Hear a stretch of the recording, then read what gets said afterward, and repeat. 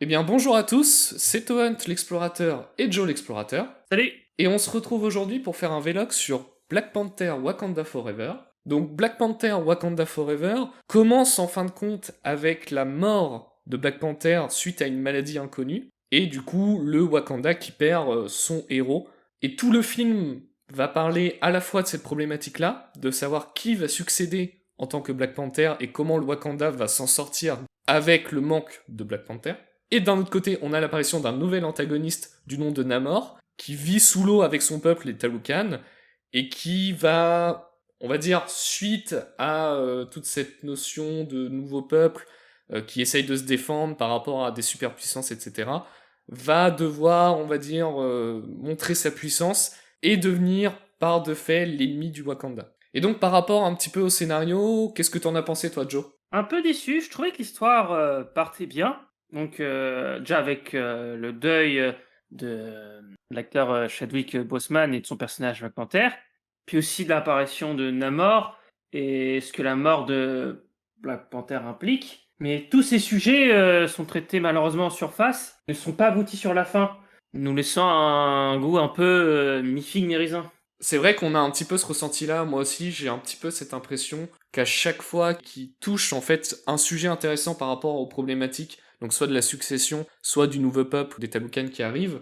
en fait, dès qu'ils touchent, hop, ils font un peu, bon bah c'est bon, on a montré un petit peu, et ils font un demi-tour, et ils repassent sur un autre sujet, et du coup on a un petit peu cette impression, ils vont jamais au bout des choses par rapport à tout ce que ça pourrait impliquer pendant le film, et c'est vrai que c'est un petit peu dommage. Moi, je sais pas si t'as d'autres choses aussi au niveau du scénario qui t'ont choqué. Par exemple, meilleur exemple, c'est qu'au début du film, après la mort de Black Panther, enfin, du deuil général, c'est qu'on nous parle des répercussions de sa mort, c'est-à-dire en gros les autres nations, notamment les États-Unis et la France, veulent tout ce qui est lié au vibranium. Et du coup, il y a une attaque en particulier, et Wakanda veut montrer ses crocs. Et j'aime beaucoup cette gestion des ressources par rapport à la géopolitique. Je trouvais l'idée vraiment cool parce que ça montrait que le récit gagnait en maturité, et au final, ça s'arrête qu'à là. C'est dommage. En fait, c'est surtout une intro pour Namor, mais c'est tout, en fait. Oui, d'ailleurs, au final, Namor, je trouve que c'est un petit peu dommage parce que c'est presque qu'ils ont le plus réussi dans le film au niveau à la fois de des Taloukans et de lui en fait. Ah, je suis complètement d'accord. Namor, c'est vraiment un très bon personnage et tout l'univers qu'elle accompagne avec son peuple, c'est super intéressant. Visuellement, c'est créatif, le personnage est plutôt bien écrit et je pense que pour la suite, il pourra apporter vraiment des bonnes choses. Oui, au final, ils ont même eu des bonnes idées aussi avec. Il y a toute une scène où on voit un petit peu comment vit ces nouveaux mutants par rapport à justement sous l'eau, etc. Avec leur cité, comment ils ont évolué. Et j'ai trouvé que c'était plutôt original par rapport à la manière dont c'était fait, amené, par rapport justement à d'autres films Marvel qui manquaient parfois un petit peu de ça. Et je trouvais ça vachement plus intéressant.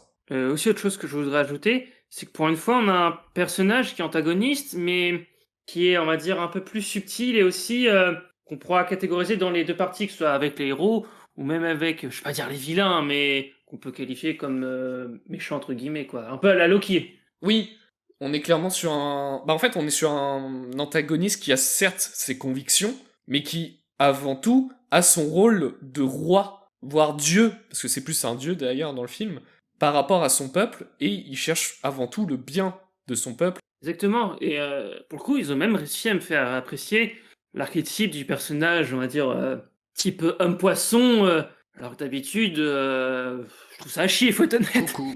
Et en parlant de tout ça, moi ça me fait penser à une autre problématique. Au final, le rythme a été quand même un. Le rythme et la mise en scène, parce que je vais mettre un peu les deux ensemble, ont été, je trouve, quand même un gros problème par rapport au film. Je sais pas ce que t'en penses aussi à ce niveau-là. Assez d'accord. Moi, je trouve, lors de ma séance, que le film m'a paru en 2 actes. Bon, c'est pas forcément le cas, mais j'ai vraiment l'impression que le film était en 2 grosses parties et c'est tout. Oui, Oui! au final, on a vraiment. Le terme de Zach, je pense, est bon, parce qu'on n'a vraiment pas autre chose qui est amené en termes de rythme, que ça soit sur des.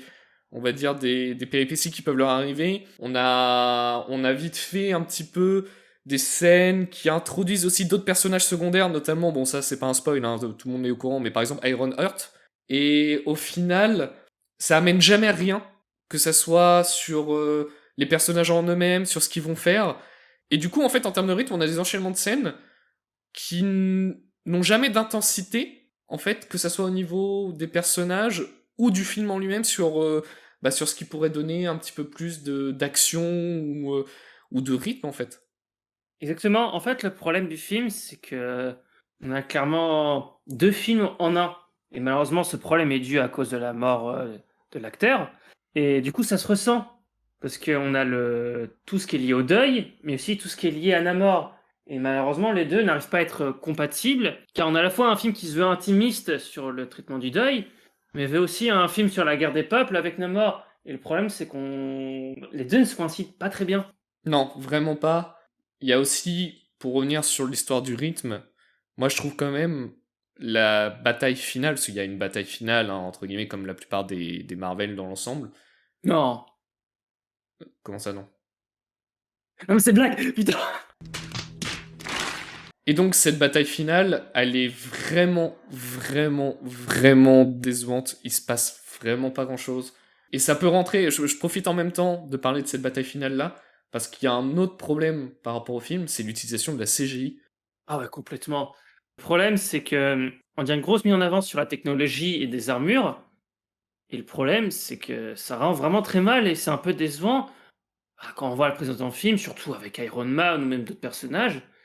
Et là encore, on suit un peu les problèmes de Disney et du MCU avec leur mauvaise gestion des studios CGI. Oui, clairement, et ça se ressent notamment au niveau, comme je disais, par exemple lors de la bataille finale, il y a, on va dire, certaines armures, par exemple, qui sont présentes lors du combat, et elles sont littéralement horribles. C'est très moche. Je crois que c'est toi qui disais comment ça ressemblait à un... Power Rangers. Ouais, exactement. Bah, je trouve que ça résume bien la chose, en fait. En plus, ils ont des couleurs super vives. C'est vraiment un bleu avec du rouge ultra clair. Ah, ça rend super mal. Déjà, le design n'est pas ouf, mais en plus, la CG l'aide pas. Pique des yeux, hein. Quand on combine un petit peu l'ensemble, que ça soit donc le scénario, que ça soit au niveau de la mise en scène, du rythme et même aussi du visuel, on est quand même sur un film qui globalement reste décevant. Exactement. C'est con parce que ça reste un film sympathique, mais on s'attendait clairement mieux. Surtout avec ce qu'on a bouffé cette année. On reste vraiment très mitigé par ce film et même par ce que le MCU a proposé pour cette phase.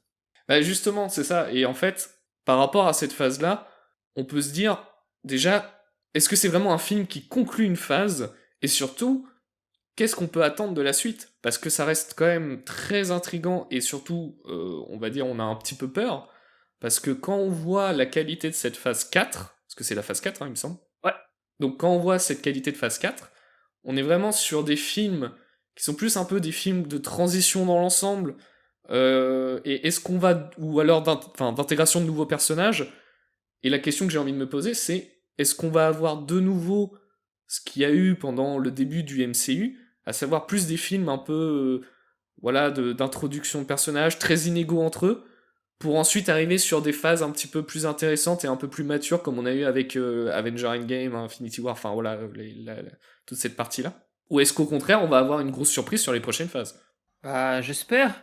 Parce que malheureusement, on reste un peu à chaque fois sur nos fins. Et en plus de ça, c'est qu'on introduit des éléments, on ne conclut pas des histoires ou des idées. Et comme à l'image de ce film, des bonnes idées, mais pas fini quoi. On se demande, bah merde, c'est tout. Après tant d'expérience, on en arrive qu'à là, c'est un peu dommage quoi. Ils osent pas en fait. Ils osent pas aller au bout de leur sujet et de leur projet, et ça c'est un petit peu dommage. À part la surprise des Éternels qu'on a eu. Je sais plus si les Éternels sont dans cette phase-là d'ailleurs. Oui, Oui. Oui. il me Donc, semble. à part les Éternels où, enfin, moi perso, et je pense toi c'était pareil aussi, on avait quand même vraiment apprécié sur ce que ça a amené. À voir la suite. En tout cas, Ouais. bah, réponse l'année prochaine avec Ant-Man. Mm. Et donc, Bon, enfin, on va reprendre le thème du multivers, hein, le fameux thème jamais exploité. exactement le thème du multivers, c'est vrai. Ils vont peut-être enfin faire quelque chose. Donc bah sur ce, on vous laisse ici. Nous voilà, le mot ça sera décevant par rapport à Black Panther, hein. Et on se retrouve pour des prochaines vidéos. Et on vous laisse là. Salut! Ciao.